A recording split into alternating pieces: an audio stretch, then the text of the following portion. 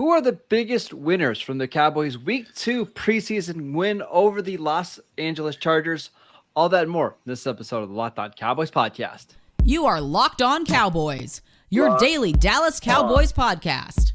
Part of the Locked On Podcast Network, your team every day. Locked On Cowboys. Locked On Cowboys.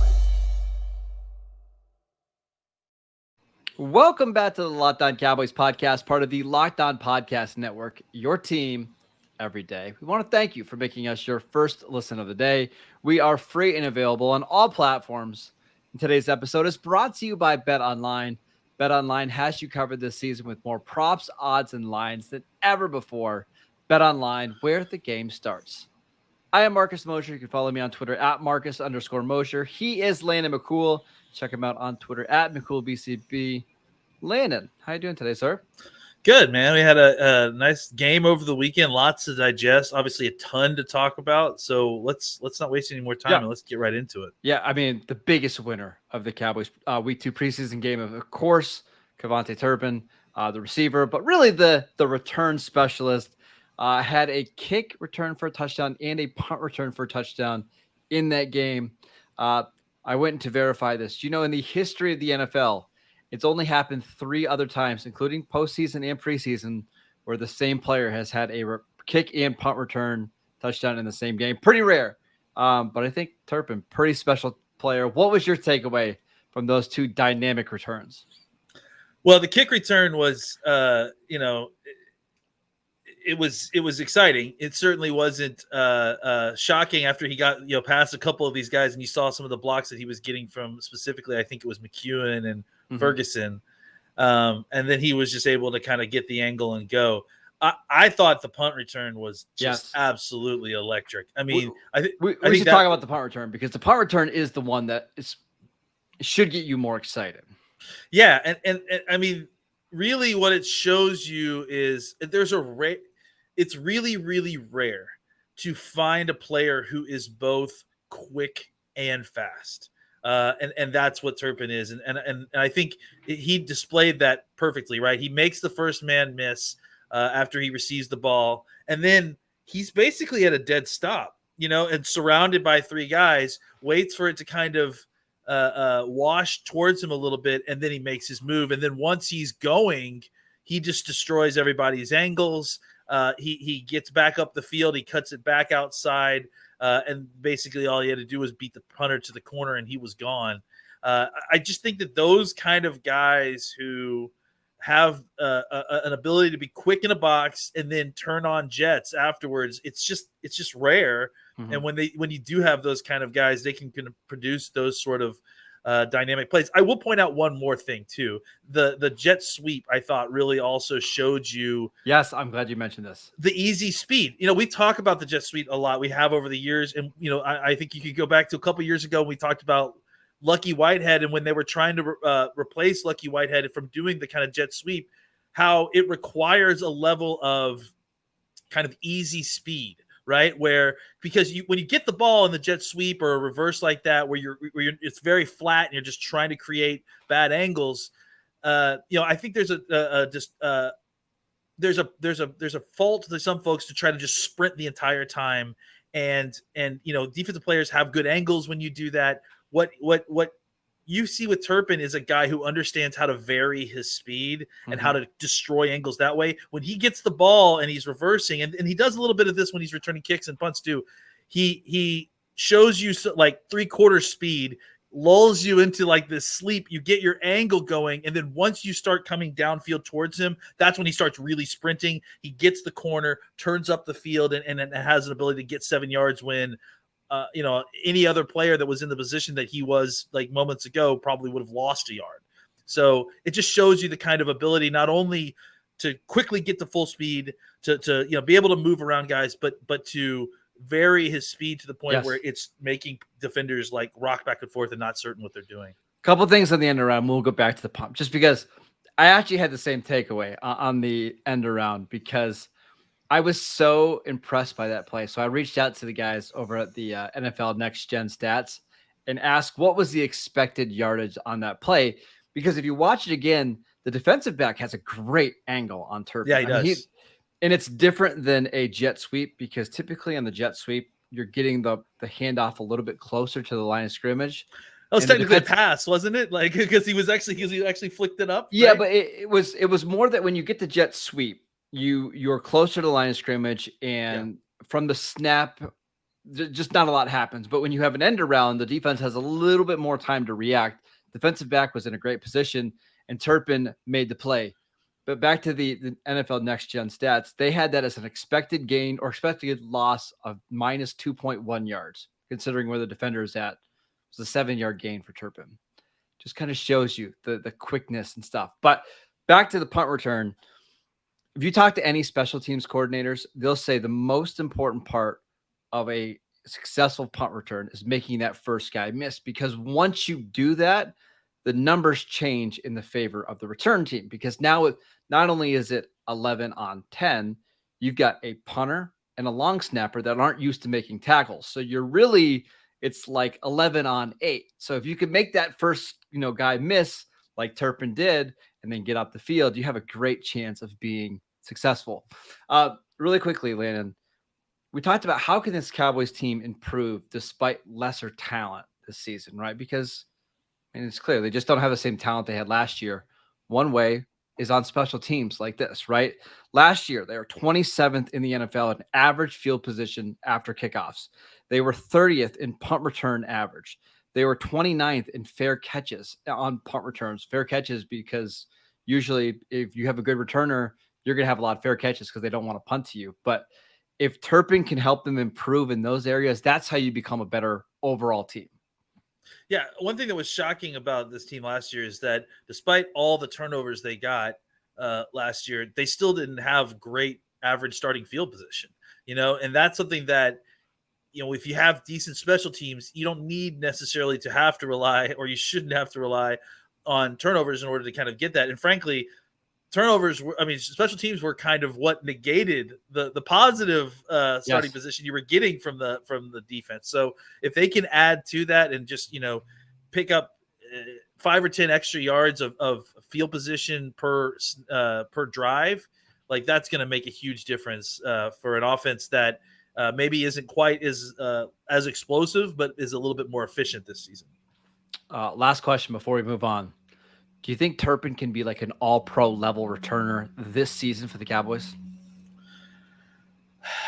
Normally you wouldn't try to put that on a guy who's starting his first year in the NFL, but I think punt returner and special teams, you could say that same about a kicker, honestly, if you wanted to. I think that those are the kind of positions where you can make that kind of jump, where there's a guy you've literally never heard of before the season coming in and making an immediate impact in that way. He has the skill set for sure. Like that level of quickness and speed, I think is going to serve him well in that role. And he clearly has a lot of experience. He's been doing this, since college and beyond, and he's been doing this professionally even up until this point. So I do think he has the ability and the skill set to do it. It'll be interesting to see if he gets the opportunity.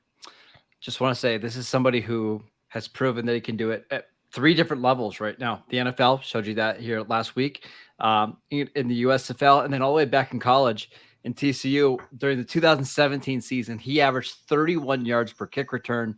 That led the nation. 2018, he averaged 19.4 yards per punt return.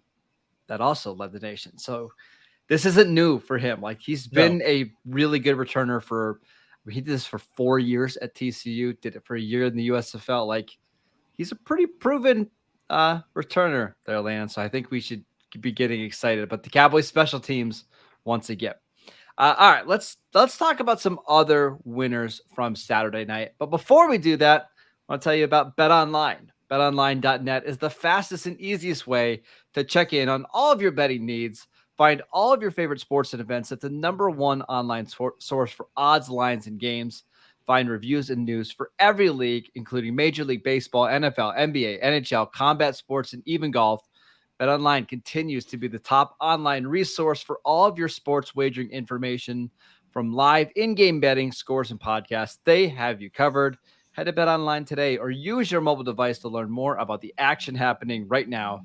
BetOnline, where the game starts. All right, Landon, your highest rated offensive player that played at least 25 snaps on Saturday night was Jake Ferguson. Yeah. What are your It thoughts? was really an impressive showing from a couple of these rookies, and I thought Ferguson was a guy who, he had shown us something in the last game. He had, really was. We weren't sure what to get from Ferguson coming out into the last game. He had missed some time in Oxnard with the hamstring injury. We'd seen him a little bit, and he had looked good. But I think this game really kind of shows you what you can do with this guy. He was solid point of attack blocker. You saw him in pass blocking. You saw him in run blocking. And then as a receiver, he just has that kind of explosive lower body ability to he's not like Kyle Pitts, but he's a guy that if you get the ball in his hands, he can get north and south really quickly. That big reception that he had, I think it was like a 30-yard reception. He got the ball at basically the line of scrimmage, and he created all that extra yak by just stopping on a dime, getting up the field and destroying the defender was stalking him's tackle, breaking through a couple other tackles with just good balance and strength. I think he's a guy who is I think he's going to be a lot more useful than I even anticipated him coming into the year. I think he's going to be a guy that's going to get a lot of snaps and he's going to catch some passes a lot more than I expected, for a tight end rookie tight end 2 coming in this year. And I think that's exciting because this is a team that's going to want to use some 12 personnel. And he can do a lot of different things. It feels like, which that was really a large concern of mine is, okay, it looks like he can do some things as a pass catcher, but if he isn't versatile enough, then why am I deploying him out there strictly as a passing weapon if he doesn't provide a second thought to the defense that, he may be a blocker, right? Like if he's not going to be a two-way player, I'll just put a different wide receiver out there. But because he does show you some of that ability to be lined up as a blocker or a receiver, it does kind of muddy things up pre-snap. So I'm excited because I do think that Ferguson, and we can talk a little bit about Tolbert a little bit. I think Ferguson's development, his quick development, will kind of help, lessen some of the stress and focus on Tolbert's development because you'll be able to kind of deploy him in conjunction with Tolbert a little bit more. And not have to just rely solely on three wide receiver sets and that sort of thing. Still think Ferguson needs to improve as a run blocker. Like, it's still not there yet. The technique is fine, but I think that's a spot that he can improve. Ferguson reminds me a little bit of a tight end by the name of Zach Miller. I don't know if you remember Zach Miller for the Raiders in like the mid 2000s, but one of those guys that's like 6'5", 255, not a super great testing athlete, but they're just so big and the lower body so strong that it's a little hard to bring him down. They're not going to make guys miss in the open field by like juking away from them or anything like that, but they can kind of drag you, for a couple extra yards. And I think that's where Ferguson's going to be an asset for the Cowboys offense. Yeah, I mean, again, I think it was shocking to see how quickly he got north and south. And if it's going to be one of those situations where, Dak goes through the progression and then Ferguson is your dump off option and he can get you 6 yards on a play where there's no one else open. Bingo. Beautiful. I'll take it. Right. And I think that's the kind of thing that adds easy efficiency.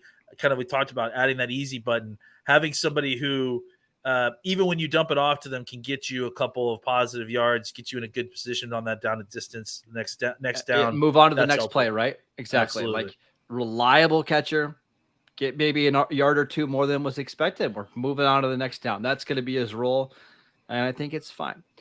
Let's talk about another Cowboys draft pick, Tyler Smith. Some good, some bad. Cut down on the penalties. Went from just 2 last week to 1 this week. Just a false start. No holdings. Again, I don't think it's perfect. He's not a Pro Bowl player yet, but there's a lot of reasons to be encouraged. Yeah, again, I'm going to need you to stop tempering the excitement here because he had one or two bad snaps, but outside of that, he was kicking Chargers' butt all night long. Basically, he was moving guys out of the hole. He was walling guys off. He was finishing guys on the ground. Frankly, that whole here's my hot take. I think we need to consider looking at least at Tyler Smith and Matt Farniak as with a couple of first team reps with those guys. I don't know. To me, we can save Matt Farniak. Hold on. We can save that one for later. Let's talk about that's Tyler my Smith. hot take. But talking to Tyler Smith, I thought that he was moving dudes. He was physical. He was, sealing guys off. He was moving his feet well. There's definitely still some stuff he needs to continue to clean up. He's going to get and that's the thing we need to remember about these rookies. They're as many snaps as they've gotten, the guys who are going to play, as many snaps as they've gotten so far in these last few weeks, they're about to double those because they're about to get all the snaps, right? As we start to get prepared for week 1, these guys are going to start getting a lion's share. So they're going to improve a lot even further than where they are right now. I like where Tyler Smith's development is for where he needs to be to start week 1. There's still tons of stuff to clean up, tons, but I think he certainly belongs. He's a physical specimen. Mm-hmm. He's going to give you an advantage in the run game. This is not a guy you're necessarily going to have to hide a ton. When he makes his mistakes, he's going to make his mistakes. He'll take his lumps. But I do think that this is going to be an immediate improvement on the offensive line in some form starting week 1, and then going from there, he'll just get better. So I'm excited about Tyler Smith and kind of what we've seen, especially these last 2 weeks. I still have my doubts that he's going to be a massive upgrade over Connor Williams last year, just because I still think Connor Williams was a little underrated by Cowboy fans. However, the one spot where he is going to be a big upgrade is in goal line stuff and short yardage stuff. And we saw that against the Chargers on Saturday. Like when they're in the 5-yard line and he can just maul guys and doesn't have to worry too much about getting out in space, or, you don't really have to worry about holding too much of the goal line because there's just so much congested stuff happening. Like he was moving dudes, and I can't wait to see like him and Tyron Smith next to each other because those guys are going to absolutely crush defensive tackles. Yeah, because honestly, some of the few bad snaps that Tyler Smith had last night was because Josh Ball was next to him. There was one where Ball completely whiffed on his guy and then got around him, and then it looked like Tyler Smith got thrown to the ground, but really he tripped over Ball's leg because Ball was turned all the way around and had his foot in the way. So, yeah, I agree. You get this guy next to Tyron Smith. You start getting a couple more weeks of just full-time first-team reps. We're going to see a different Tyler Smith week 1 than we have seen this week, and that yes. I'm excited to see that Tyler Smith. Yes. All right, we're going to talk about a bunch of other players just kind of quickly before we head out. But before we do that, a public service announcement from Drive Sober or Get Pulled Over. You're hanging out with some friends and putting back a few drinks. A few become a few too many. As the evening comes to an end and people start to head out, you think of calling for a ride, but nah, you live nearby. You can make it home, okay? No big deal.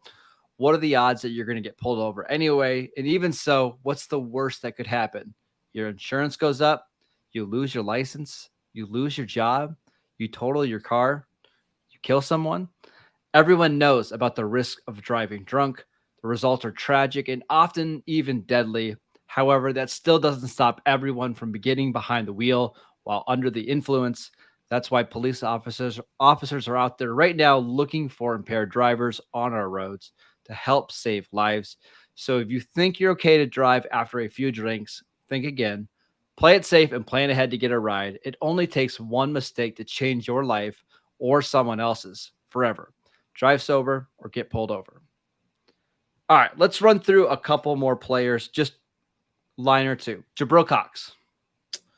Looks good. Is flowing to the football well, slicing through the line to make tackles for loss. Really what you worry about with Jabril Cox is not his coverage or any of that aspect, but kind of his instincts. He already had his issues with kind of run instincts. Not issues, just he needed to develop it a little bit coming out of college.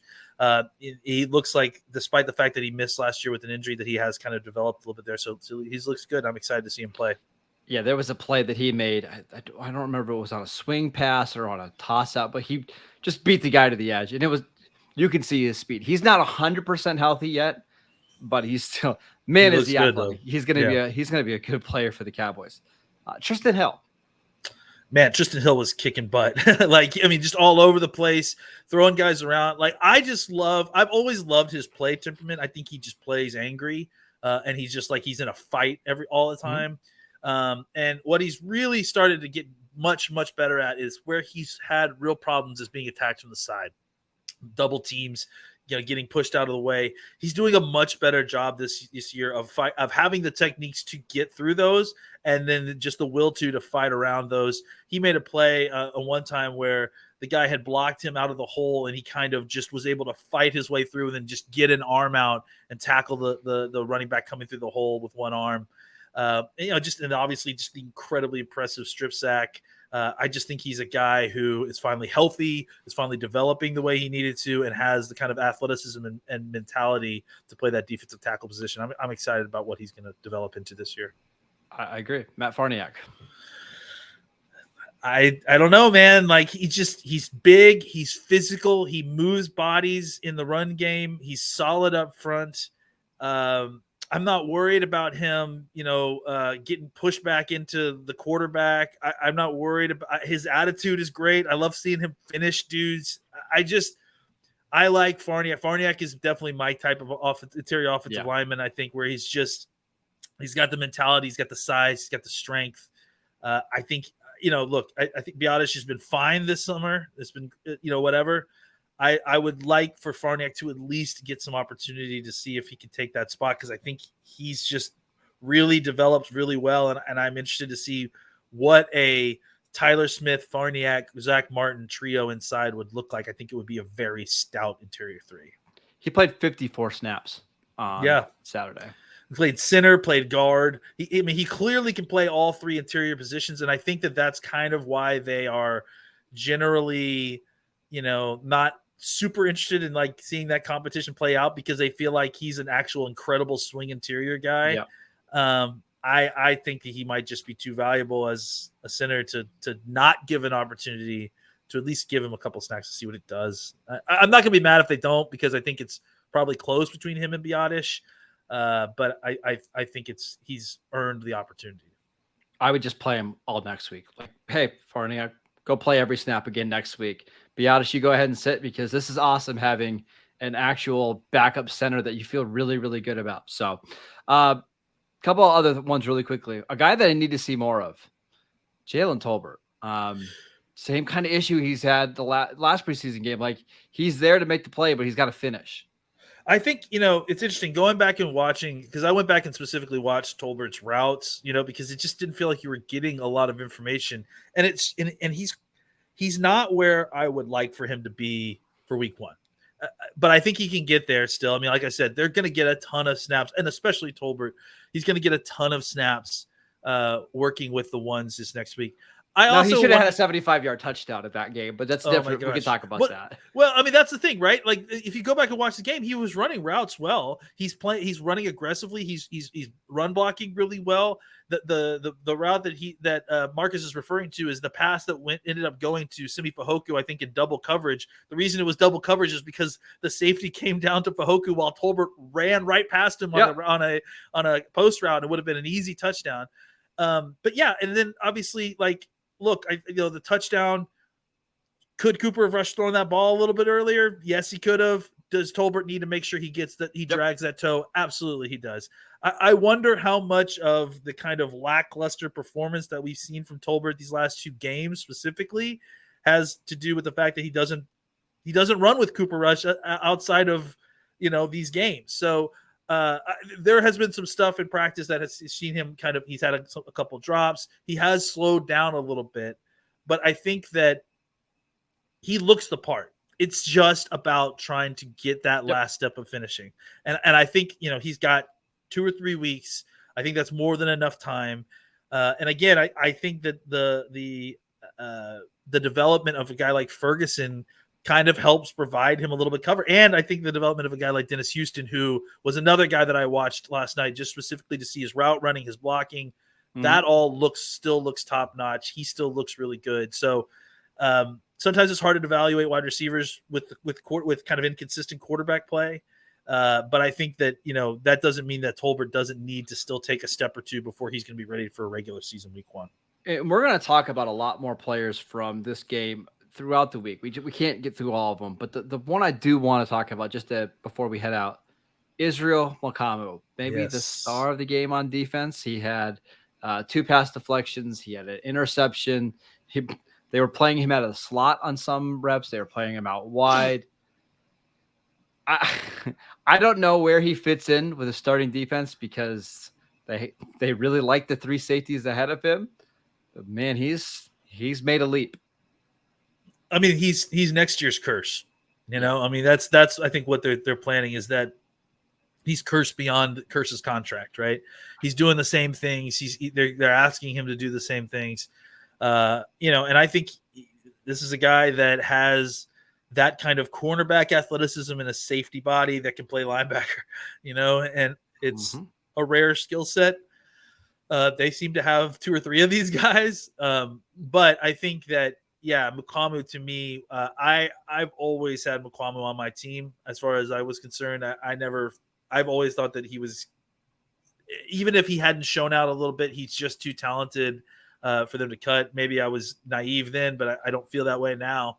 I just think that he is a guy that has a rare skill set on a team with a coach who knows how to deploy that skill set, and he's not going to just give away those guys. And I think he showed you why. Like, he can do a little bit of everything and do it at a high level. You know, it's not just like, oh, he can play corner. He can play in the box. Like, he can take on tight ends and shed blocks and make tackles. He can play in the back end, play the wide, the rangy safety, and get over to the sideline to make the interception. He can play in the slot, jam the slot guy, and drop into country zone drops. So I think he has a skill set that's very rare, and it's going to make him a very valuable piece. I think you're right in the sense that where do you find a chance to play him on the field this year? It's going to take an injury or very creative play calling, but I do think he's a guy that if you're the Cowboys, you're very excited about the play he's shown you these last 2 weeks. Yeah, I mean, through the 2 games in the preseason, throughout training camp, he's looked really good. And I don't know if we expected him to make this type of leap, but when you're that big, that athletic, and you've got all that SEC experience, it shouldn't be completely surprising. Let me add one more thing. You know, this is a guy that we don't really know these guys personally, right? We watch them all kind of from a distance to see what they do on the field. I will tell you this, like, about his personality, that dude is fiery. Like, the few times I was on the field for practice, there was a day where, I don't know if you remember this, I think it was the day that I was actually on the field, where he got called for a holding penalty, like during some like 7-on-7 drill, and dude spent like the next 20 minutes chewing this referee's ear. Like, there's just no way that was holding, man. There's just no way. And I just like, and you see him on the sideline, he gets excited, he jumps, he's one of the guys that's the first in the pile when they're celebrating and that sort of thing. So I think he's a little bit like Curse in that sense, where he's like very fiery and a leader and a huge part of the kind of excitement in the locker room. So I'm really rooting for this guy. A lot of it to be excited about after this preseason game. So much more than last week. Guess what? We're not even talking about penalties from this week. Like, that's how much things have changed in 1 week, Landon. Everyone tried to talk about penalties all throughout the game, but like there wasn't going to be any penalties called in the game. But yeah, it's nice to not it being the only refrain that we're hearing post game. Certainly. All right, that is it for today's show. Thank you for making Locked On Cowboys your first listen today. Now make your second listen to Locked On Fantasy Football Podcast. Find the intellectual fantasy expert, Vinny Iyer, who brings over 20 years of NFL expertise in a unique angle to give you the moves no one else has. Get ready for your fantasy draft with Locked On Fantasy Football.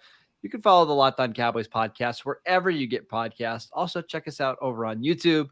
Follow the show on Twitter at Locked On Cowboys. Follow Landon at McCoolBCB. I'm at Marcus_Mosher. We'll see you guys next time.